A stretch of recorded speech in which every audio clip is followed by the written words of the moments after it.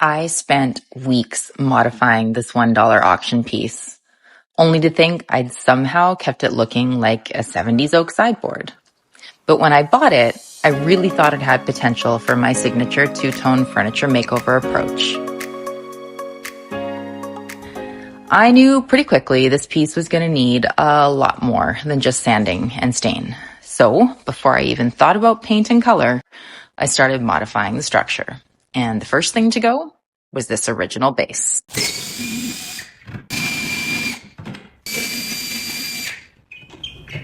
I knew I wanted this piece to sit higher and feel a little more current, but exactly how I was going to get there wasn't entirely clear yet.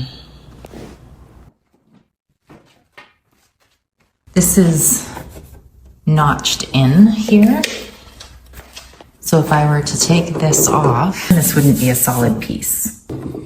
Unlike other projects where I have a pretty good idea of what I'm going to do, I really didn't have every detail mapped out from the start on this one. So a lot of the decisions I made were just ones that I made as I worked through the project.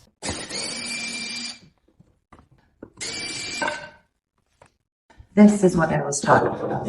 This is notched to allow for this. At this point, I really don't know what I'm going to do for legs, so I just stand it back up and get going on some additional modifications.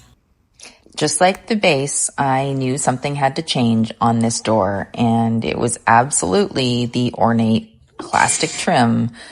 This detail was just making the piece feel dated.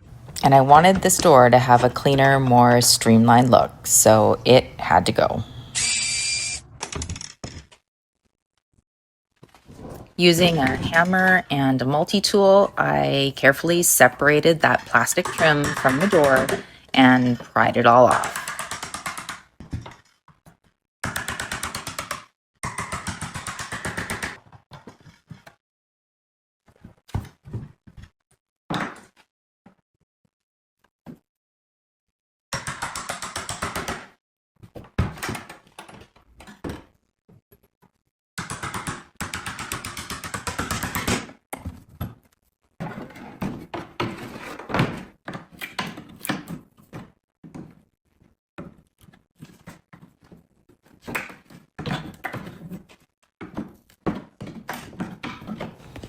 Unlike the outer trim, this center section wasn't actually plastic, it was wood. But its shape still wasn't the streamlined look I was going for. So after removing the hardware, I carefully pried that piece off as well. And finally, I used some pliers to pull out all of those remaining tiny tack nails that were left behind. I spent a lot of time planning and thinking, how was I gonna attach legs or a new base to this sideboard? I knew I wanted to elevate and modernize it, but there just wasn't an obvious way to attach anything new to the existing structure. So eventually, I decided to cut down the lower portions on the sides so that they would sit flush with the front of the frame. And for this, I went freehand with my circular saw.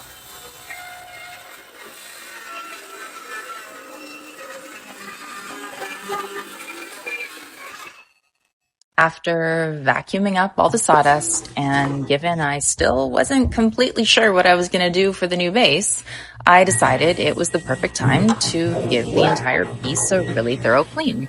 A lot of times, cleaning helps reveal issues you can easily miss when you're focused on other things. So I always try to slow down and inspect carefully at this stage. And sure enough, I found a couple of loose drawer tracks that had started to pull away from the cabinet, so I made note to screw those back in before moving on.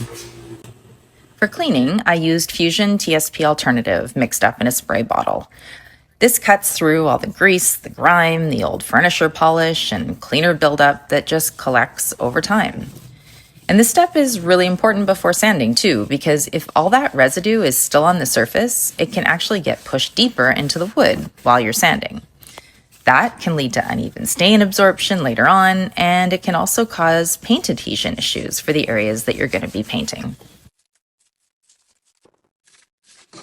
With all that cleaning done, I got back to those quick repairs on the drawers. Luckily, I found the loose screws for the drawer tracks floating around inside the dresser, so I used a short screwdriver to hand tighten them back into place. One of the holes was stripped though, which meant the screw just kept spinning around without tightening. So I swapped it out for a slightly wider screw, added a little bit of wood glue for extra hold, and screwed it all back in by hand. When you're adjusting anything on drawers, it's always a good idea to make sure that everything slides back in okay and it's all aligned before moving on. So at this point, I'd been thinking a lot about the base of this sideboard and what I wanted to do with it. And finally, I decided to reattach this original base trim and build my very first oak base and attach that directly to this solid wood trim because that would give it a really sturdy foundation. So before putting this trim back on, I gave everything a really thorough clean, again with my Fusion TSP alternative. After cleaning, everything gets a light scuff sand. This is 180 grit sandpaper. And scuff sanding, if you don't know, is just intended to give your primer and your paint something to grip onto. It also allows you to get rid of any tiny little dings that are in the surface. And once I do that, I just give everything one last wipe down to get rid of all that sanding dust. And this time I'm using acetone. I'm only scuff sanding this part because I've decided that the body of the sideboard is going to be painted, while the top and the new base will stay oak. I feel like that's going to create a really beautiful two-tone look, but at this point, I really still have no idea what color I'm going to paint it. Once everything was cleaned and prepped, I reattached the original solid wood trim, carefully lined everything up and held it in place with some clamps, and then just reused the original screws to secure it back to the cabinet.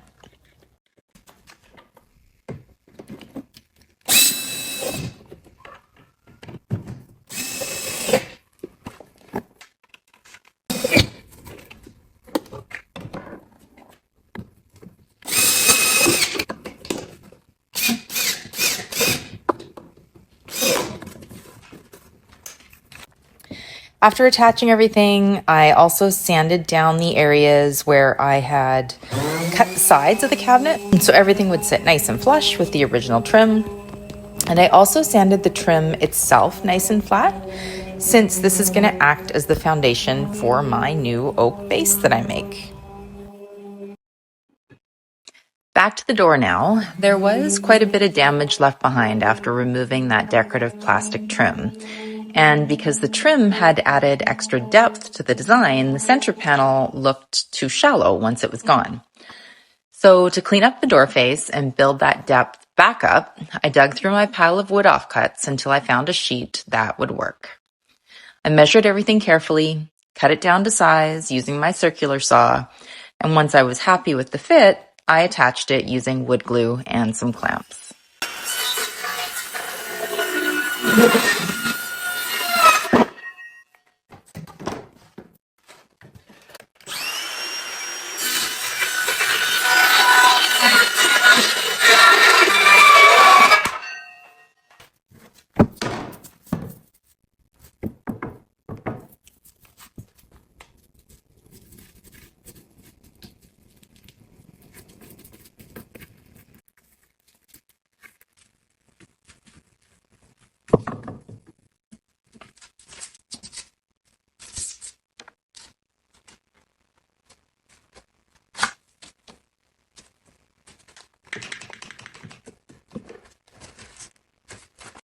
Then I left everything to dry and turned my attention back to the sideboard itself. At this point, I knew I wanted the piece raised up off the ground with an exposed oak base that would complement the wood top, so I took a trip to Home Depot and picked up some oak that would tie in with the existing wood tones. For the legs, I chose 2x2 oak boards, and then 1x3 oak boards for the apron pieces that would connect everything together. Now, honestly, this was my first time ever building a furniture base like this, so let's see how it goes. I decided on a leg height of around 5.5 inches, which would bring the overall height of the sideboard to roughly 35 inches tall once assembled. I started by cutting all 4 legs down to size. First, I trimmed one end of the oak board flush, then clamped a stop block in place on my miter saw so that I could make sure all 4 legs ended up exactly the same length. I also felt that the leg height would work well proportionally with the 2.5-inch apron pieces that I'd be putting across the front and sides, making the base feel a bit more balanced without feeling too bulky or heavy.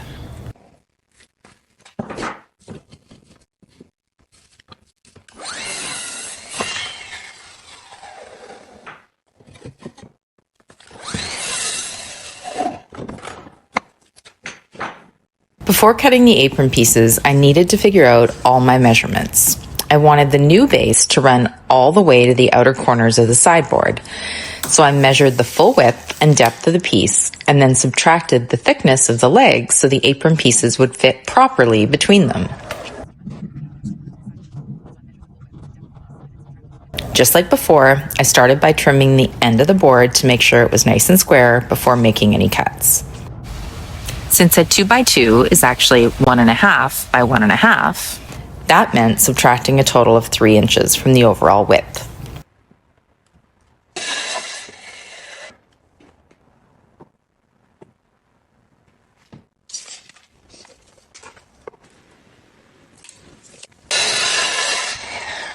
After putting everything in place, however, I realized I'd measured the side pieces wrong. I cut them 1.5 inches too long. I forgot to accommodate for the second leg. That's a lot better than cutting them too short, so I just trimmed them back so that everything would fit properly.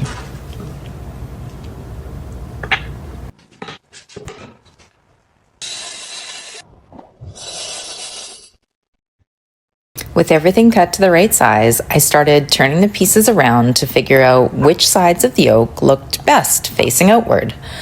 Oak grain can vary a lot from board to board, so I wanted the nicest faces visible on the finished base. Once I was happy with the layout, I labeled everything so I wouldn't accidentally mix up the pieces during assembly.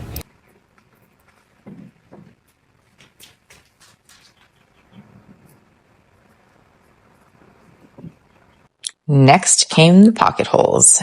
Because I was working with 3/4 of an inch thick oak, I adjusted my Craig jig depth accordingly and used 1 1/4 inch fine thread pocket hole screws designed for hardwood. Before I could attach everything together though, I needed to drill all the pocket holes. So I also adjusted the drill bit to the 3/4 inch setting for the thickness of my wood, then clamped each piece securely to the table and drilled 2 pocket holes into each end so the apron pieces could be fastened tightly to the legs during assembly.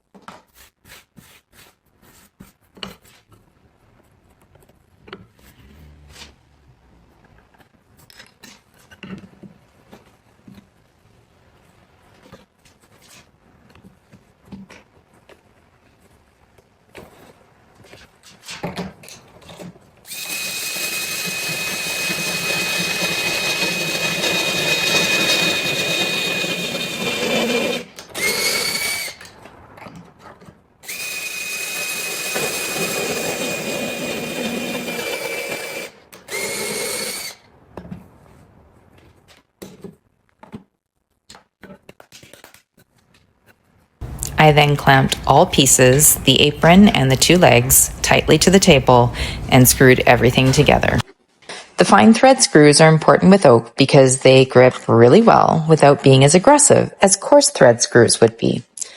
Coarser screws can sometimes split hardwoods. As you can see, I'm really taking my time getting everything lined up perfectly and clamping it down incredibly securely so that all my joints are flush. Rather than driving one screw all the way in and then the other, I drive each one in a little at a time, alternating between them until they're fully seated. I repeated the process on the other side, again with the Kreg jig and drill bit set to the 3/4 inch setting to accommodate the thickness of the oak.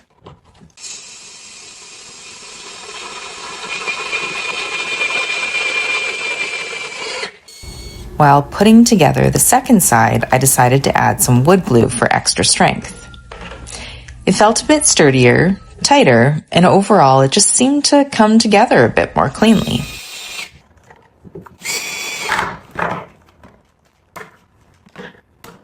So I decided to repeat the process on the first side. I disassembled everything and then put it all back together again using wood glue in between the joints. Some of the techniques you're seeing here are because I learned from the Flying Dutchman, and while I don't follow her process exactly, her tutorials gave me the confidence to tackle my first furniture base build.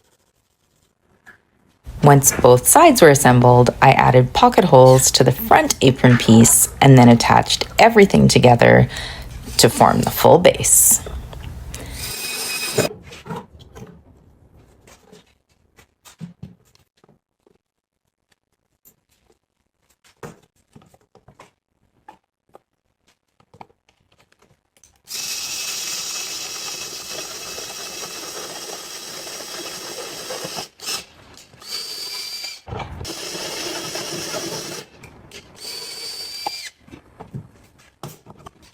Thankfully, I had a really large flat table to work on, which made clamping everything down and keeping the entire base square a lot easier during assembly.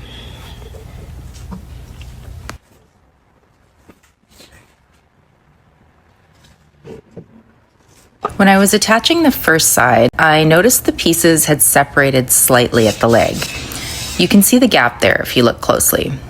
I tried to keep going at first, but realized it was just too far apart to ignore. As it turned out, I hadn't clamped everything down quite tightly enough, so once I realized it was too wide of a gap, I backed the screws out, reclamped everything securely, and tried again.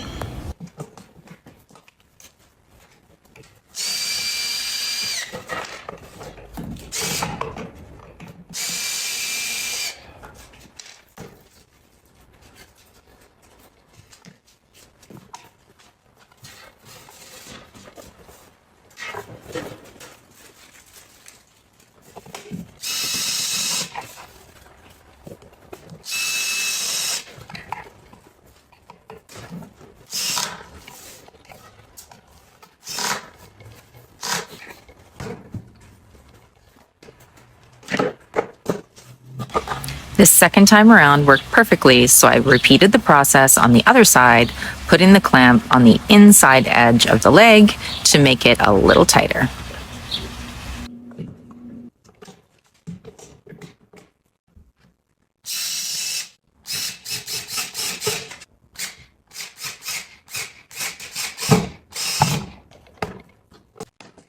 I was pretty pleased when I dry fit the completed base for the first time and saw that the proportions and fit were exactly what I've been aiming for.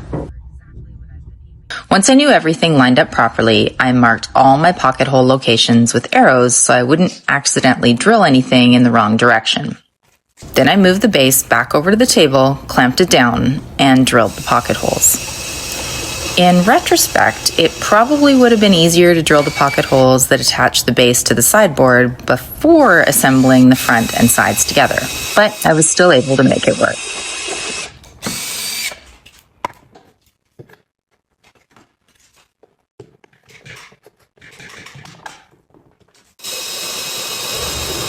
After that, I sanded everything smooth using 180 grit sandpaper to soften the edges, smooth out the joints, and get the entire base ready for stain. I like drawing pencil lines across the wood first because once the pencil marks disappear, you know you've sanded the entire surface evenly. And if your joins weren't perfectly flush, this is a great time to sand those smooth as well.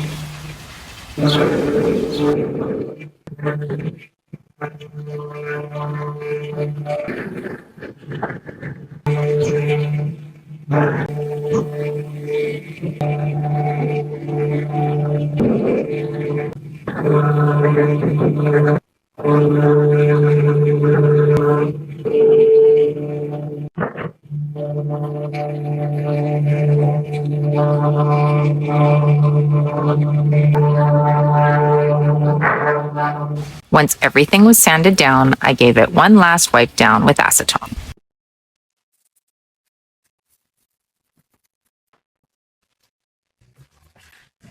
With the base built and ready for stain, I turned my attention to the top. There's a few deep scratches, and like a lot of vintage furniture, the top is veneer. But before I can get to sanding, I need to clean everything thoroughly. When I'm sanding veneer, I like to start with 120 grit sandpaper as my heaviest grit. This is because I don't want to risk sanding through the veneer, and starting too aggressively can also leave swirl marks that become really noticeable once stain goes on. I started sanding using my Festool RTS 400 rectangular sander with 120 grit Mirka sandpaper. I especially love this sander for edges, corners, and trim details because the flat profile makes it so much easier to keep everything crisp and get tight into those areas. And when I'm sanding edges or more delicate details, I like turning the speed down slightly because it gives a lot more control over the sander. Sometimes I'll also let the sandpaper hang slightly over the edge of the pad so it wraps around and gets into those edges a little bit better. Once the edges were done, I switched over to my regular orbital sander with a mesh sanding disc, still 120 grit.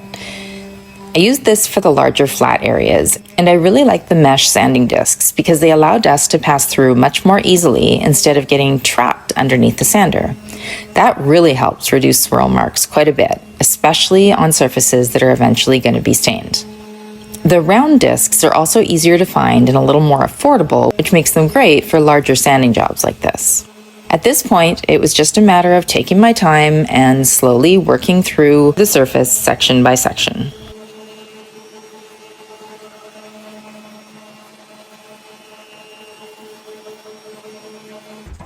While working through the sanding on the top, I also paused to do a couple of quick fills on the interior wood drawers that sit behind the cabinet door. Once the filler had dried, I sanded the drawer faces and edges using the same 120 grit mesh sandpaper to smooth everything out, because my plan was to expose and stain the oak there as well. Once everything had been sanded with 120 grit, I moved up to 180 grit sandpaper. Oak has a really open grain, and while you still want enough texture for the stain to absorb properly, sanding too coarsely can leave the finish looking uneven or overly rough. I find 180 grit gives a really nice balance, smooth enough to refine the surface and reduce scratches, while still allowing the stain to absorb beautifully into the wood. I also sanded down the drawer interiors and sides with 180 grit to clean them up. For this, I switched back to my Festool sander because the straight edges worked better inside the corners and along the drawer sides. After all the orbital sanding was finished, I went back and hand sanded everything with 180 grit sandpaper as well. This smooths out any areas that the orbital sander can't quite reach cleanly, and it's also a great way to eliminate any final swirl marks. There was one particularly deep scratch on the top that really didn't want to come out though. So I started alternating between hand sanding and wiping the area with acetone. I like using acetone for this because it evaporates really quickly and temporarily shows you what the wood will look like once the finish goes on. You could also use mineral spirits or even water for this step, but acetone lets you work much faster between sanding passes. I first tried sanding the area by hand with 180 grit, but every time I wiped it down, the scratch was still visible. So I carefully stepped back down to 120 grit, just in that one problem area.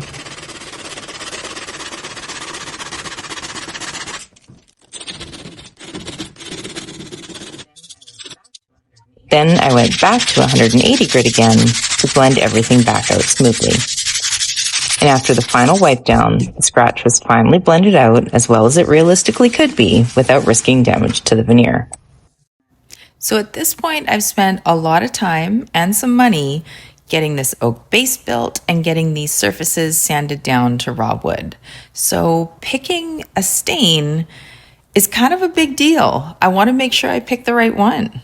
So I have been going back and forth in my head in the couple of weeks since I've been working on this piece. And I kept thinking that maybe I should go light, a light stain on the oak.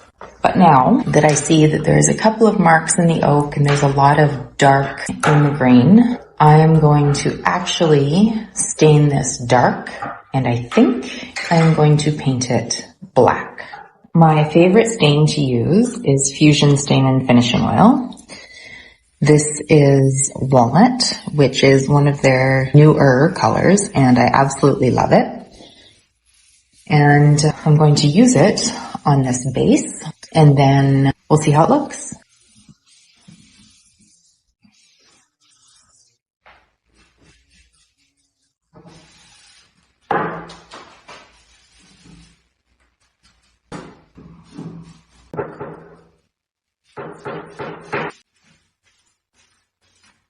Once I'd applied a coat of this stain and finishing oil to everything, I left it for about 10 minutes and then gave everything a good wipe back with a blue shop towel.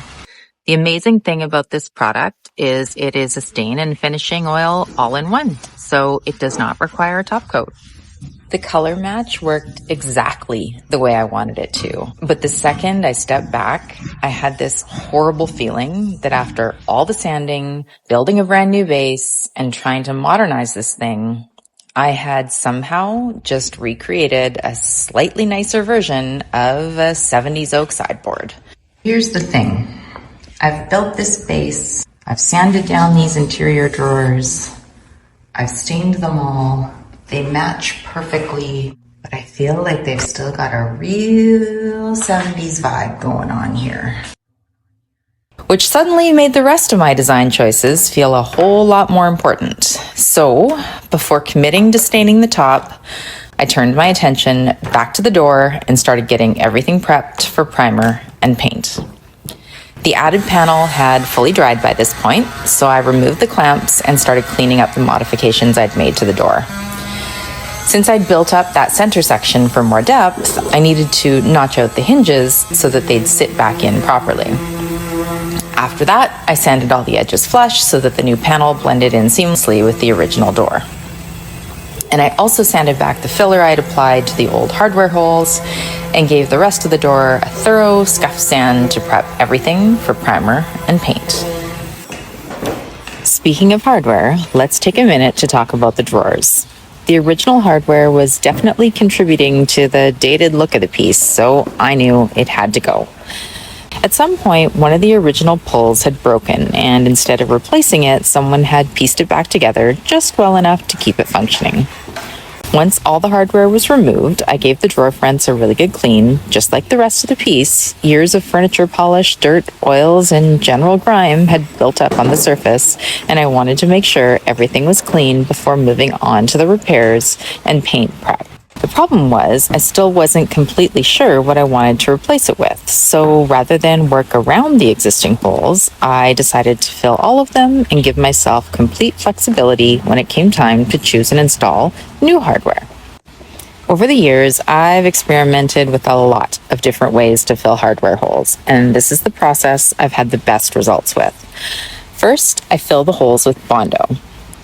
Then, before it fully cures, I scrape away the excess. Then, I go back in with wood filler. I use Fama wood to fill any tiny imperfections and refine the repair before sanding everything smooth.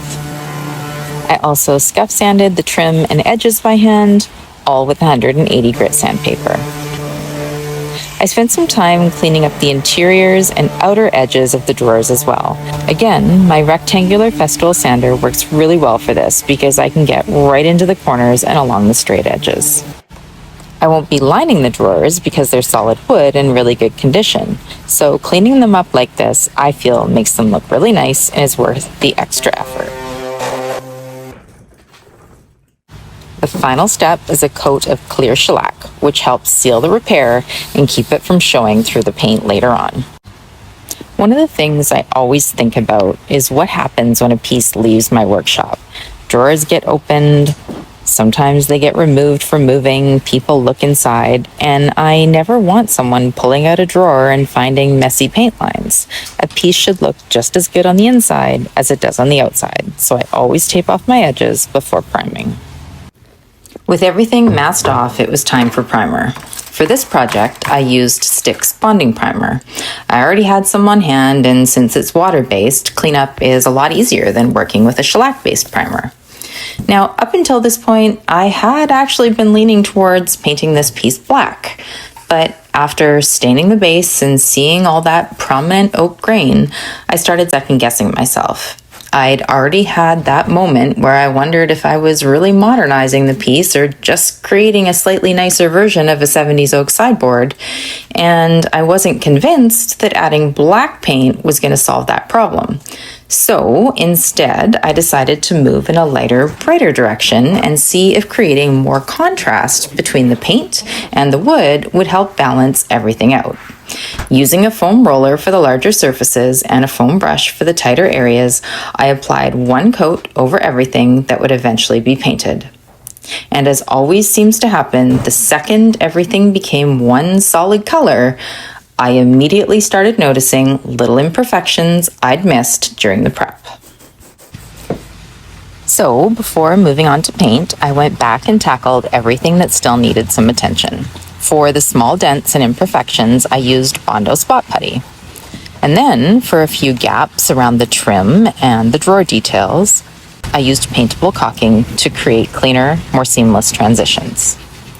These are small details, but they're the kind of things that can make the difference between a piece looking professionally finished and one that still feels a little rough around the edges. Once everything had dried, I sanded the repairs smooth by hand and was finally ready to start painting. I made a decision on paint color, and it was finally time to see whether this would balance the oak or leave me with that same nagging feeling that this piece still belonged in the 70s. I chose Sherwin-Williams Emerald Urethane Trim Enamel in Agreeable Gray. And I'd been going back and forth on color throughout the project, but ultimately landed on this because I wanted something that would complement the oak rather than compete with it. The paint itself has become one of my go-to furniture paints. It levels beautifully, cures to a durable finish, and doesn't require a top coat, which is always a bonus. For lighter colors like this, I find it's usually better to build coverage with several thin coats rather than trying to achieve full coverage all at once. It takes a little longer, but the finish ends up smoother and more even in the end. I ended up applying 3 coats in total. With the first coat on, I could finally start getting a better sense of where the design was headed. Once the last coat of paint was on, I removed all the yellow frog tape, and since I'd spent all that time sanding the wood drawer interiors and exteriors, I wanted to protect them while also enhancing the natural grain. For that, I used some Danish oil, which I already had on hand. Danish oil doesn't dramatically change the color, but it does enrich the wood, highlight the grain, and give the drawers a more finished look and feel. I had also primed and painted the door, but I still wasn't completely convinced with how it looked.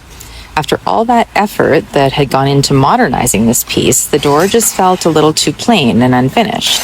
So I decided to add some trim around the face that would echo the detail on the drawer fronts and help everything feel more intentional and cohesive.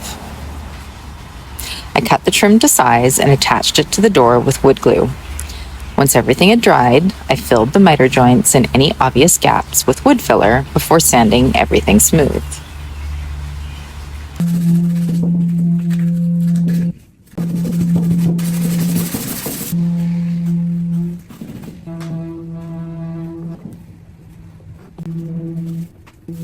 After the first coat of paint, a few additional gaps became visible around the trim.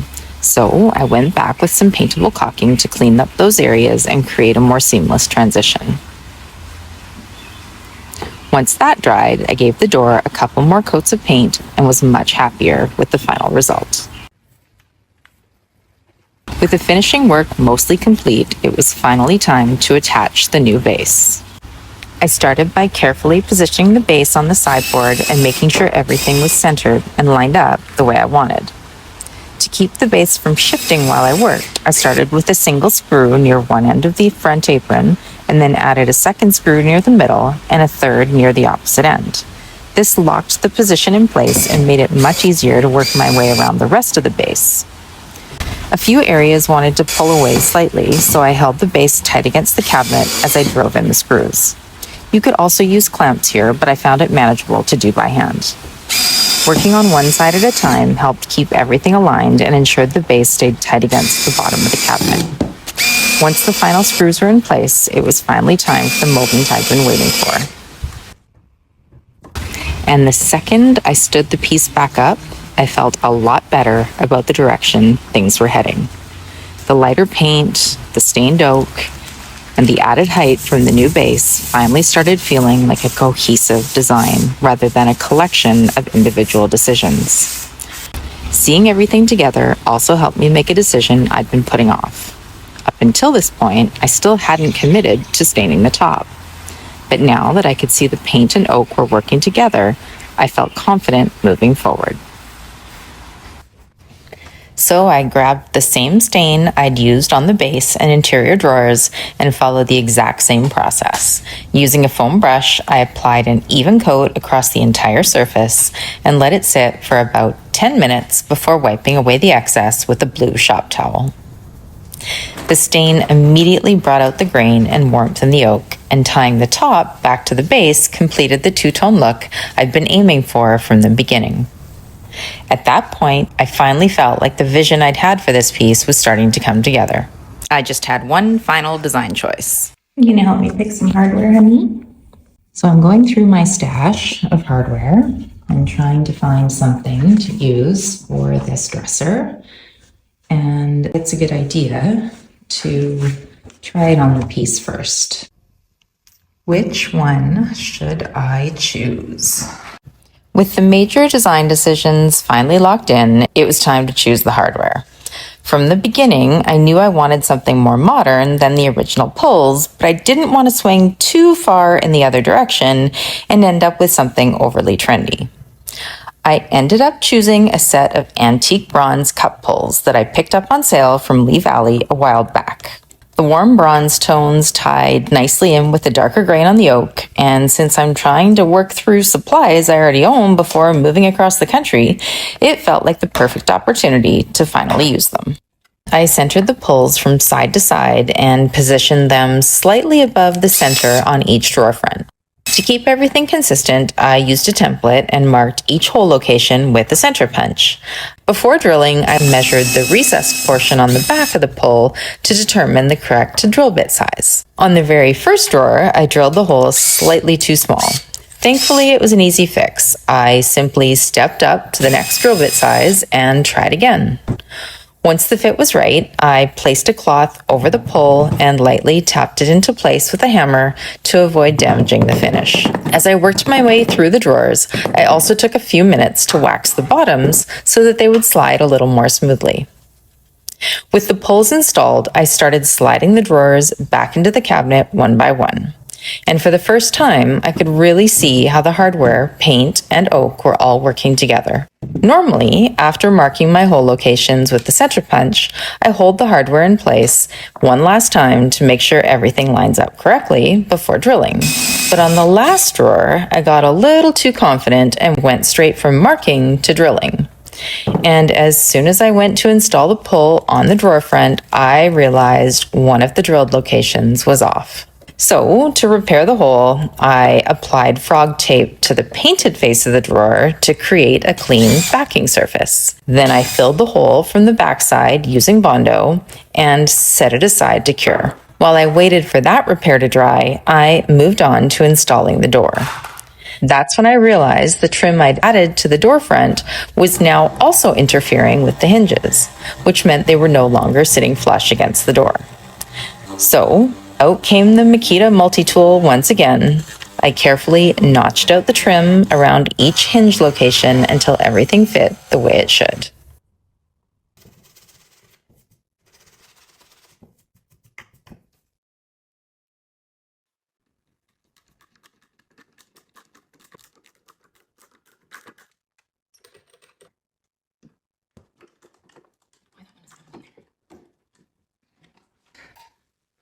For the door, I chose a matching bar pull that complemented the cup pulls while still giving the larger door its own look.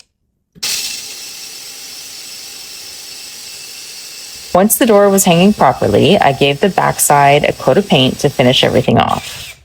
I also took a few minutes to update the magnetic door catch. I used a little rub and buff to give it an antique bronze finish that better matched the rest of the piece. With that taken care of, I returned to the final drawer, sanded the repair smooth, touched up the paint, and re-drilled the hole in the correct location. Not ideal, but thankfully a fairly easy repair. With the final hardware installed, the makeover was finally complete. Let's take one last look at where we started. The goal was to take this dark, dated oak sideboard, remove the ornate trim, elevate it with a new base, and give it a more streamlined, updated look that would carry it forward for years to come. But once that new stain went on, I wasn't completely convinced I hadn't just kept it stuck in the 70s. And here's the finished piece.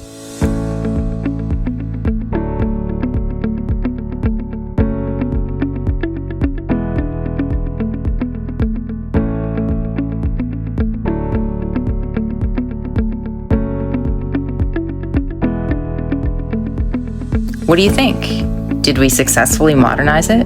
Was all that work worth it? And would you put it in your home? Let me know in the comments. And thanks so much for watching.